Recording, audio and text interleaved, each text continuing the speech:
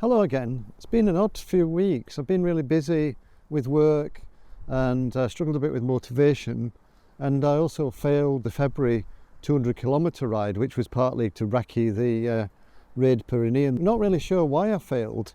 We spent ages looking at the data and then doing these progressions of different normalised powers and stuff. I mean, there was a higher heart rate, but Clare will talk a bit more about that probably. There's not a massive amount in there that glares out from that February ride and says, this is why it didn't work. What is clear that he got to a point in that ride where he couldn't put out the power. So he could have kept going, but he was just producing really, really low power. When we're tired, that happens. And there's not really much we can do about it other than if it's an event, you might decide to continue.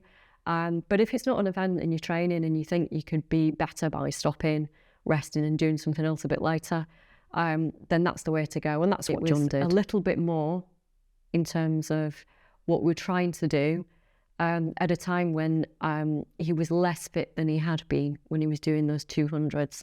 And it was just a bit too soon. I'd had a few weeks off because I'd been ill. I think maybe I'd just lost a bit of fitness and I wasn't as resilient as I might have been.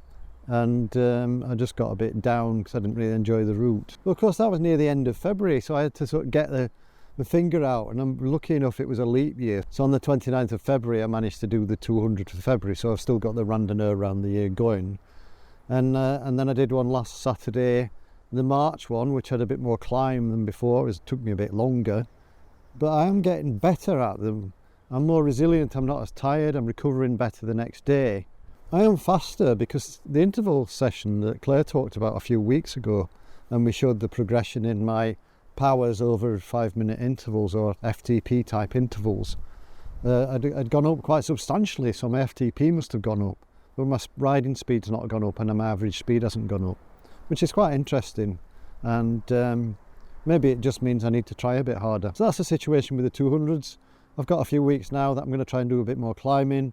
I'm going to maybe do a bit of riding off-road and some interval training sessions, see if I can build my fitness a bit more, build the resilience, get used to doing some hills, and then maybe I'll try a hillier 200 in April and the weather will be better. So I'll have to get used to the hot weather by then. I've been getting used to the cold weather and now I'll have to get used to the hot weather. I'm still scared of the Raid Pyrenees. I've got an interim ride that I've planned, a 48-hour ride that I'm going to ride towards the top of the Tourmalet and back. I don't think I can get to the top of the Tourmalet and back from here in 48 hours. If you want to come and join in, you'd be welcome to. Well, I wouldn't really want to ride with somebody, but if you want to try to the top of the Tourmalet and back from Alette in 48 hours, it'd be great to have a bit of company and have a beer afterwards. Similarly, if you want to join in with the Raid Pyrenees, I still want it to be a solo, self-supported thing for myself, but if you want to do it at the same time and if you want to work towards the Raid Pyrenees as your own personal challenge, Claire's written a training plan for the Raid Pyrenees, which might work for if you want to do that specifically, or if you want to do any hilly 4-day event, it might work nicely for you.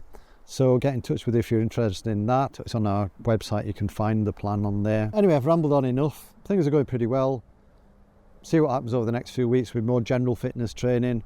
I've been doing strength training, so we might report on that, and all good. See you next time. Bye.